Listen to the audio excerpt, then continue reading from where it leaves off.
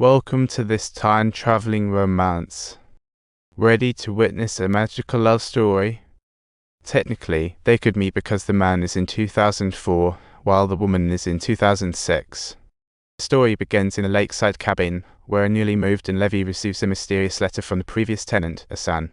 He hopes the next owner can help deliver the letter, and apologizes for the dog that was there when he moved in, leaving Levy looking as puzzled as if he'd bitten into a lemon. Levy sees no sign of a dog and thinks he's the first person to ever live in this house. Did he just get pranked?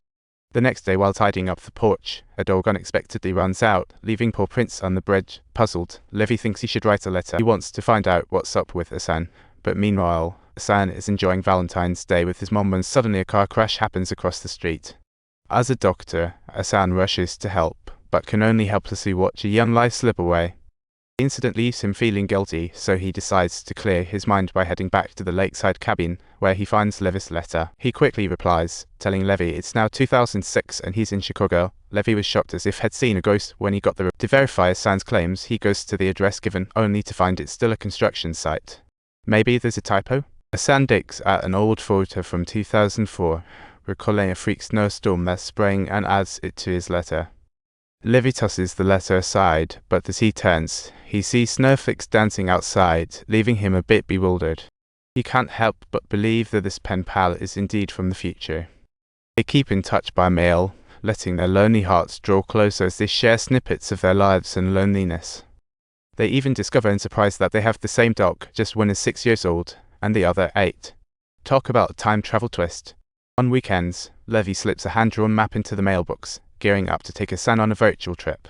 Asan writes to Levy, saying he misses the trees by the lake, which calm his frazzled nerves. So, Levy rushes to Asan's unfinished apartment to plant some trees there. 2 rainy years later, the tree miraculously pops up right over Asan's head. Although 2 years apart, Levy believes they will definitely meet, and Asan tells his mom he has found his true love. He hopes Levy's cat will magically find its way back, and upon receiving the letter, Levy rushes out. But unexpectedly at the station, he sees 2 years ago's Asan with her boyfriend.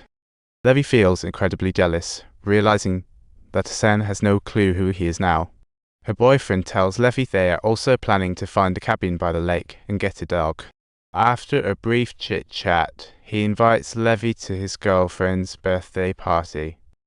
That evening, Asan returns home, and although her boyfriend prepared a birthday bash for her, she feels utterly uninspired. Meanwhile, Levy in the crowd feels mixed emotions. After the party, Asan goes outside for air. Asan notices that this man has a lot in common with herself. Little does she know that the future version of herself has a lifetime commitment with this guy. After getting home, Levy can't hold back anymore and asks Asan out to dinner. They set a date for the next day, but Levy has to wait 2 whole years. Dressed to the nines, Asan arrives at the restaurant, excited to meet Levy. But as time ticks by, Levy's still MIA, leaving Asan silently worried. She starts to question whether this ethereal connection is even worth pursuing. Levy, who was so excited to finally meet, can't figure out how he missed the meeting. Subtitles: he thinks something must have delayed things, but for Asan, the event has already taken place. Life isn't a novel. Things can end in an instant, just like that car crash he witnessed. He believes they need to face reality and let go of this fleeting romance. Since that particular day, Asan has never once made his way back to, nor set foot inside, the lakeside cabin ever again. Even with Levy's letters piled high, she never opens them again. After hearing nothing from Asan, Levy loses interest in the lakeside cabin and decides to leave. Even leaving the letters behind, Levy gives the cabin and the dog, Jack, to Asan's boyfriend. 2 years passed. Asan chooses to reunite with her ex-boyfriend.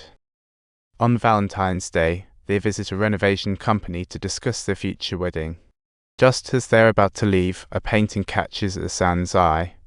The painting is of that lakeside cabin, and suddenly Asan realizes why Levy never showed up. She recalls that Valentine's Day 2 years ago when she saw the crash with her mom at the square. The person who died in her arms was Levy, and she rushes back to the Lakeside cabin, praying for God to make sure Levy sees the letter. Please do not go to